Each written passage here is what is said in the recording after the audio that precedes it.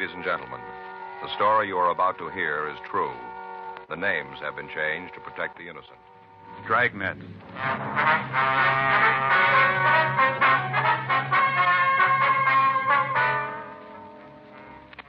You're a detective sergeant. You're assigned to robbery detail. You get a call from an informant telling you that 3 known gangsters have moved into your city. You don't know who they are or why they're in Los Angeles. Your job, check them out.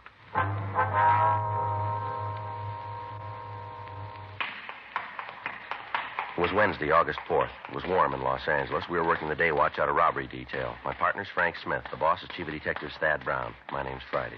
We were on our way out from the office, and it was 9:42 a.m. when we got to the Osborne Turkish Bath. Steam room. Hot, isn't it? Yeah. Must be Dell back there. Yeah. Dell? Yeah, who is it? It's Friday and Smith. Oh, I'll be right with you. Okay. Hey, Joe, did you ever have one of these? Well, what? Turkish baths. You ever had one? No, I never have. I understand they're great for colds. You just sit there and it burns the germs right out. It's great. You ever have one? No, but Armin, and my brother-in-law, he takes them all the time. Tells me about how it does for colds. Next time he has one, I think I'll go with him. Yeah, it's a good idea. Hi. Sorry to keep you waiting. We've been having trouble with the boiler. Got to keep a close check on the steam pressure in here. That's okay. Let's get out of here, huh? Well, it won't make me unhappy. It sure is hot, Dell. Go on upstairs. We can talk there. Okay. What do you got for us, Dell? Might not go anyplace, but I thought I ought to fill you guys in on it. Mm-hmm. Fellow rolled in here last night. Must have been about 10:30. Nightman's out with a cold, so I had to fill in. A cold? Yeah, some kind of virus or something. Oh, yeah. Come on, we can talk in the office.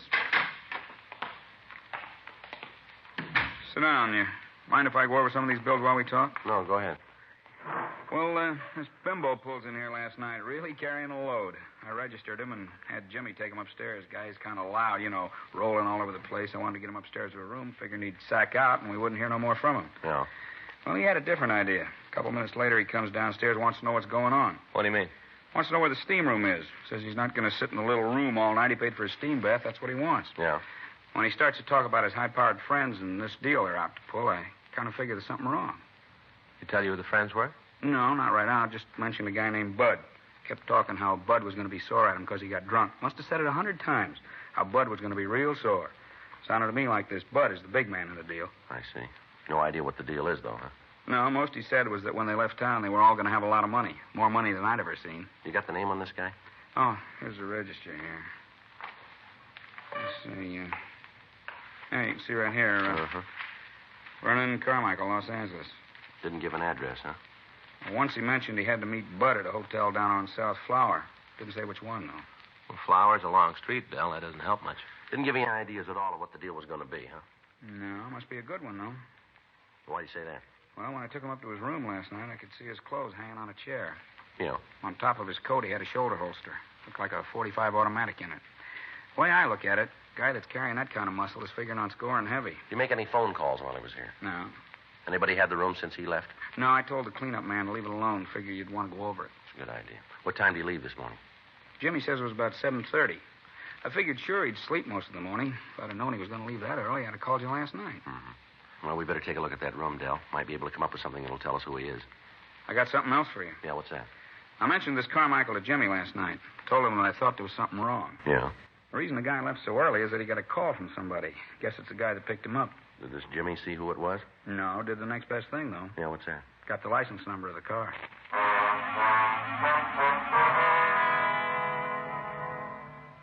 10:15 a.m. We got in touch with Leighton Prince, and Harlan Stahl sent a crew out to go over the room. Frank put in a call to the record bureau, and he had the name Vernon Carmichael checked. There was no record on anyone answering the description that we'd gotten from the manager of the Turkish Bath. In addition, a radiogram was sent to the Department of Motor Vehicles in Pennsylvania, asking for all available information on the owner of the car bearing the license number that we'd been given. 11:30 a.m. Harlan Stahl's crew finished checking the room, and they told us that they'd been able to lift a complete set of clean fingerprints from a water glass. They were photographed and classified. In checking our files, there was no record of the prints. They were forwarded to George Breton up at Sacramento to CII and to the FBI in Washington, D.C. 2 days passed. On Friday, August 6th, we got the word from DMV in Pennsylvania that the car was registered to a Howard Nielsen. The radiogram also gave us a description of the car and the registered owner's address in Pittsburgh. On receipt of this information, we got in touch with the police department in Pittsburgh and found that Howard Bud Nielsen had a misdemeanor record. Late Friday afternoon, the kickback from Washington, D.C. arrived with the information that the fingerprints found in the room at the Turkish Bath were those of Vernon Carmichael. His record listed arrests for petty theft and robbery in Pennsylvania. He'd been brought to trial, but he'd been acquitted. Both men were well known to the police department in Pittsburgh as hoodlums. On Saturday morning, the mugshots of both Nielsen and Carmichael arrived. 10:15 a.m. We met with Lieutenant Jack Smyers, and we decided that the information, coupled with the records of the two men, made the incident worth investigation. The mugshots of the pair were copied, and a canvass of the hotels on South Flower Street was started in an attempt to find the residence of the suspects. The search went on for another 2 days without results. Monday, August 9th, 11:47 a.m. Frank and I got back to the office from communications. You know, we're going to feel pretty silly if Carmichael and Nielsen are already back there. Yeah, I know. It's beginning to look like the tip from Dell about the hotel on Flower was off, huh? Yeah. Still a lot of places to check, though. Friday? Yeah. We got it for you. What? Carmichael and Nielsen. We found the hotel.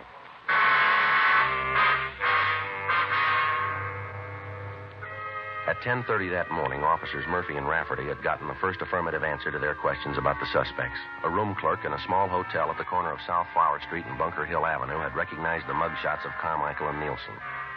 Further questioning brought out the name of the third man in the trio. He was identified as Ernest Hunter. A check of the name through our records netted us no new information on him, and the name and the description was forwarded again to Brereton up at CII in Sacramento and again to Pittsburgh for possible identification. In talks with Lieutenant Smyers and Chief of Detectives Thad Brown, it was decided to keep the man under 24-hour surveillance. 3 additional teams of men from robbery detail were assigned to the duty. For the next 7 days, the 3 men were under constant watch. Their habits were regular. Their movements during the day followed the same general pattern. The kickback on Ernest Hunter disclosed no criminal record. At the end of the first week of watching the men, it was decided that the next step in the operation was to place a microphone in their room so that we might be able to monitor their conversations. Frank and I got in touch with the sound crew at the crime lab, and we made arrangements with them. The necessary permits were obtained from the Federal Communications Commission, and the listening equipment itself was readied. We made arrangements with radio car officers to pick up the suspects for investigation. The sound crew, Frank and I, along with Murphy and Rafferty, stood by for word that the trio was in custody. Tuesday night, 9:40 p.m. Should be getting word pretty quick.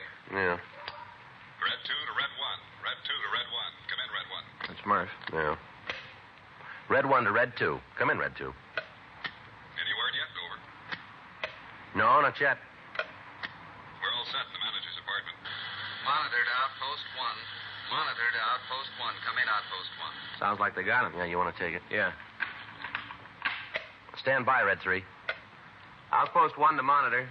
Outpost 1 to monitor. Go ahead. Monitor to outpost 1. Information received that suspects are in custody. Repeat, suspects are in custody. Acknowledge. Outpost 1 to monitor. Outpost 1 to monitor. Message received. Outpost 1 up. You heard it. Yeah. Red 1 to Red 2 and Red 3. Red 1 to Red 2 and Red 3. Do you read me, Red 2 and 3? Red 2 to Red 1. Read you. Red 3 to Red 1. Receiving clearly. Red 1 to Red 3. Suspects are now in custody. Proceed with installation of listening equipment. Over. Roger, Red 1. Red 3, please keep contact. Will do, Red 1. Red 3 out. Red 1 to Red 2. Come in, Red 2. Red 2 to Red 1. Murph, can you see the suspect's apartment from where you are?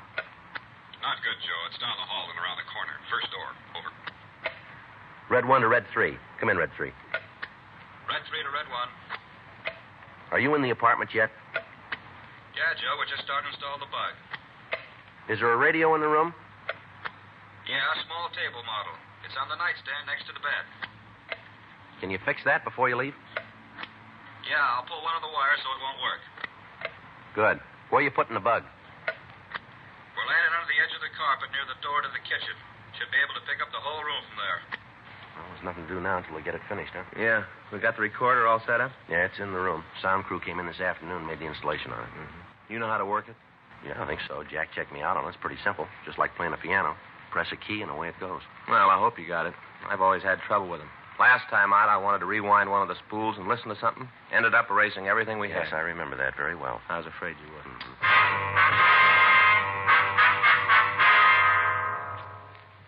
11:15 p.m. The installation of the listening equipment was completed, and Frank and I, along with Officer Pat Murphy, took up our positions in the room we intended to use as a monitoring post. Officer Rafferty went back to the city hall and told them that we'd finished and we were ready to have the suspects released. In the meantime, Carmichael, Nielsen, and Hunter had been fingerprinted and mugged. A search of their persons had failed to reveal any incriminating evidence, and the time that they'd been held had allowed us to make the necessary installation. After the trio had been released, we received information that they were proceeding toward the hotel. Frank, Murphy, and I waited for them at the monitor post to come into their room. 12:35 a.m. That's them. Get the recorder, huh? Right. You want to take care of the log, Frank? Yeah. See, it's 12:36 a.m. That's it. Lousy deal, boy. Just wanted to ask us some questions, that's all. That's what you think. They had a reason. You're so smart, you tell me why. Ah, shut up. Will you, Carmichael? You weren't such a big man when he started asking you the questions. You all the time saying how he was going to tell them all. Why don't you shut your Probably mouth? when you got tanked up in that Turkish bath, that's probably what tipped him. What tip? A couple of uniformed cops stop us on a routine investigation. They got nothing. Anything on us, you think you'll let us go? Well, do you? You think you'll let us go? Oh, why don't you dry up? Hunter, Yeah? turn on the radio, will you? Get some music. Yeah. And next time you get tanked, come back here, huh? Don't go roaming all over town. That's why they picked us up. You said something. What'd I say? You know what I said, huh? Do you? You being a big man, you tell me what I said to him. They picked me up. Go ahead, tell me. You said something. I don't know what it was, but you shut off your mouth. Hey, Hunter, what's the matter with the radio? I thought you was going to turn it on. I'm fine, dude. Must be broken. Don't worry. It doesn't make any difference. I'm going to hit the sack. Nice to have you shut for a while. You open your mouth anymore, you got more trouble you can handle. That's the way it looks to you. Yeah, it does. You guys don't shut up, I'm going to throw one of you out of here. Now shut up and get some sleep. Good night. Nice. Still wish we got the radio on this. And that's the way it went for the next 5 days. When the men were in the room, they argued continually. They talked about the deal they were working on, but from their conversation, there was no way of learning what they planned. When they left the room, they were constantly under surveillance, but their movements were routine. They took their meals in the same restaurant. They went to movies. They sat in bars, always together. During the time they were out of the apartment, they made no local contacts. They received no telephone calls. They made none. We knew that they were planning something, but there was no way of knowing what it was. All conversation in the room was recorded and listened to over and over again in the hope that we could come up with some kind of a lead. But the time spent in replaying the recordings netted us nothing. From what they'd said, we figured that whatever they were planning would take place on either Tuesday, August 17th, or on Wednesday, August 18th. On Tuesday, three-way cars were assigned to the streets in front of the hotel, but the suspects acted as usual. On Wednesday, they didn't leave their room. Frank, Murphy, and I continued to wait. On the streets outside, 3 other teams of men were standing by in undercover cars. 9:30 p.m.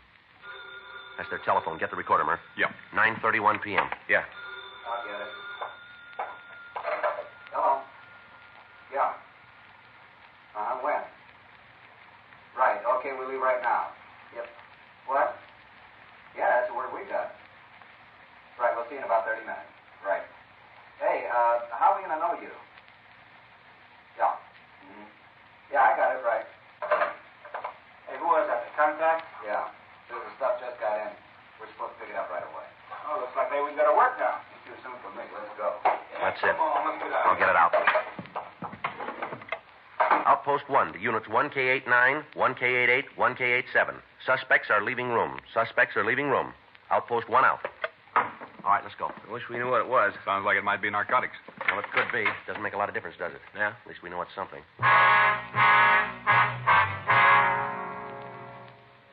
By the time we got to the street, the suspects were getting into their car and pulling away from the curb. Frank, Murphy, and I got to our car and followed them.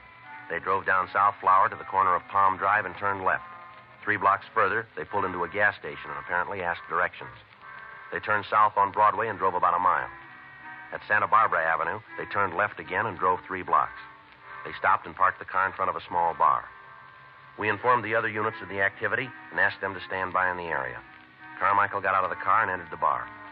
Murphy left us and entered the bar after him. Carmichael returned in a few minutes with another man. The 2 of them got back into the car and they talked.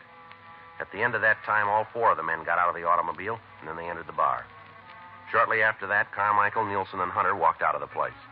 Carmichael was carrying a small package wrapped in plain brown paper and tied with a string. The 4th man wasn't with him. Frank and I got out of our car and approached the men as they stood talking.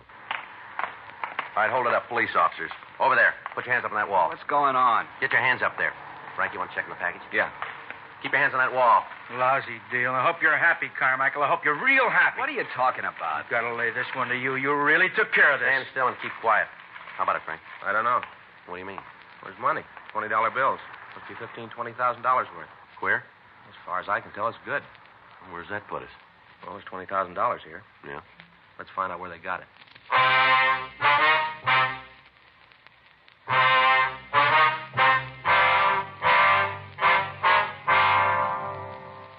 10:02 a.m. The 4 suspects were taken into custody and removed to the city hall for interrogation. We got in touch with the Secret Service and asked them to come over to the office to check on the currency. The agent arrived and, after looking at the money, pointed out several minute mistakes that had been made in the engraving of the plates. He went on to explain, however, that this particular printing was one of the best that he'd ever seen. He told us that the paper used in the bills would be analyzed and that we'd receive copies of the reports as soon as they were finished. 12:14 a.m. While Murphy, Rafferty, and the Secret Service man questioned Nielsen in the interrogation room, Frank and I talked to Carmichael in the squad room. We questioned him for about an hour, but he refused to say anything that would help us get a lead to the source of the counterfeit. 1:30 a.m. How long you figure you can keep this up, Carmichael? I don't know what you're talking Oh, about. now, come off it. We're getting tired of playing kid games here. We want to know where the queer came from now. Who says it's queer? Guy that printed it was pretty sloppy, made a lot of mistakes. Joe? Yummer. See you a minute? Yeah. Be right back. Yeah.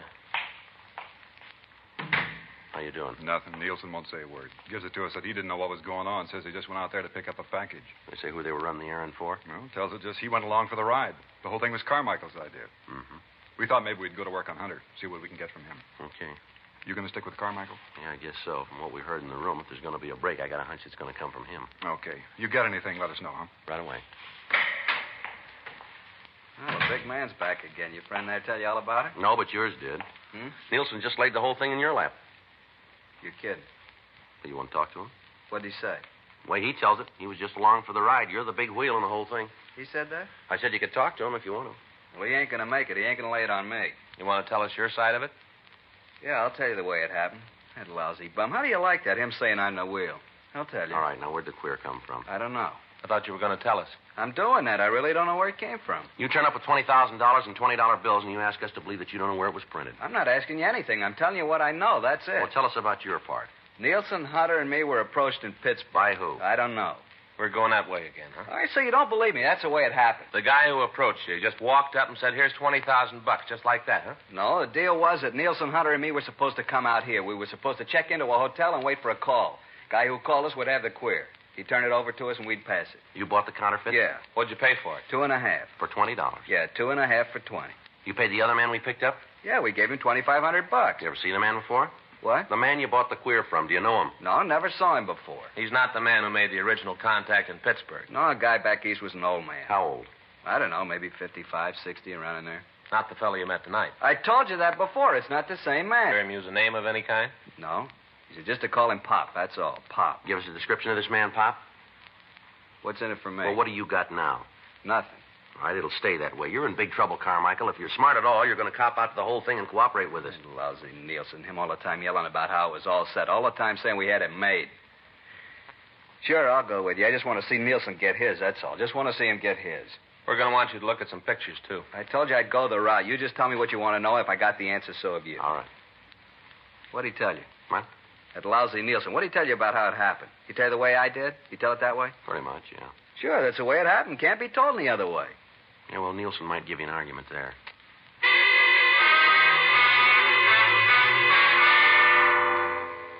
Further interrogation of the other 3 men in the operation served to corroborate the story that we'd been given by Carmichael. $2,500 in cash was found on the 4th suspect. Once the other men were confronted with the fact that Carmichael had told us everything he knew concerning the operation, they all followed suit. But other than telling us that they knew the head man in the counterfeiting act as Pop, they couldn't come up with any further information. From the man who'd been in the bar, we learned that he'd met Pop in Pittsburgh. He also told us that as far as he knew, the counterfeiter had been in prison at one time or another. However, the suspect was unable to tell us in what state or on what charges Pop had served time. He went on to tell us that he'd gotten the money in Pittsburgh and that Pop had told him that he'd be contacted later. The Secret Service had completed their analysis of the counterfeit bills, and they told us that they were some of the most perfect printing jobs that they'd run across. The counterfeiter had made one major mistake, however. In the printing of the currency, he'd impregnated the paper with small silken hairs so that it would stand close inspection. The currency now in use is made with nylon hairs. The agent from the Secret Service told us that they had agents working on tracing the manufacturer of the paper in the hopes that they could come up with a lead as to the identity of Pop. The 4 suspects were booked into the city jail. Thursday, August 19th, we ran the name Pop through our moniker file. Of the 47 cards turned over to us by the Record Bureau, 19 of the suspects listed matched the descriptions that we'd been given. The pictures of the men were pulled and shown to Carmichael and the other 3 suspects. They were unable to give us an identification. The name and description was sent to George Brereton in Sacramento, and he sent us another 150 possibles. These were checked out without result. The nickname and physical description of the man was sent to Washington, and we got back over 1,000 names and pictures. It took us 6 weeks, working with the Secret Service, to check out these possibles. The results, nothing. Tuesday, October 5th, Frank and I got back to the office. I get it. Robbery Friday. Yeah. Mm-hmm. All right, wait a minute. Wait till I get that down. All right, go ahead. Uh-huh. Yeah. Yeah, well, it should check out. Mm-hmm. Right. Okay, we'll meet you. What you got? Report of the paper and the queer bills just came through. Yeah? Looks like we found Pop.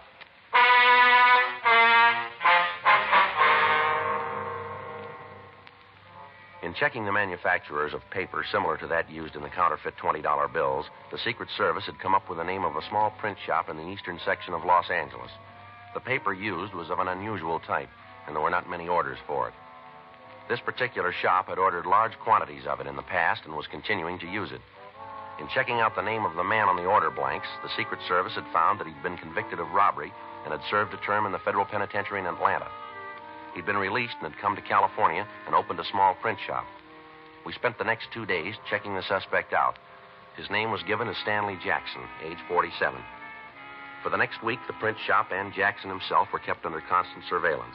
On Thursday, October 14th, at 11:50 p.m., the suspect was followed to his print shop. I'll cover the front of the shop, Joe. Right, Murph. Come on, Frank. Yeah.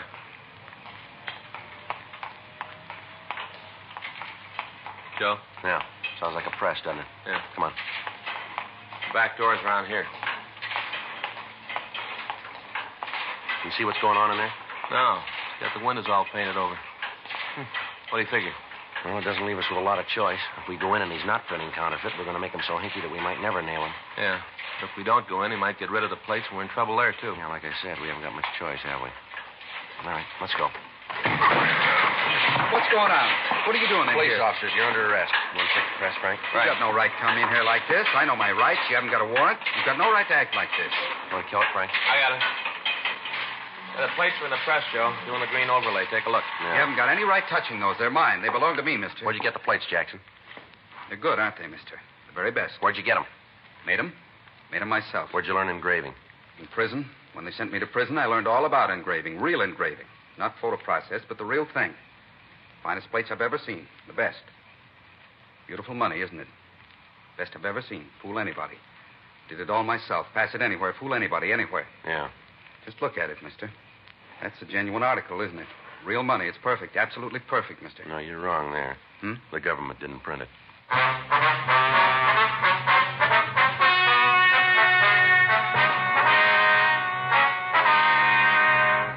Vernon Alex Carmichael, Howard Raymond Nielsen, Ernest Richard Hunter, Philip Roger Harger, and Stanley Norman Jackson were tried and convicted of violation of Title 18, U.S. Code, Section 474, printing and issuing counterfeit money.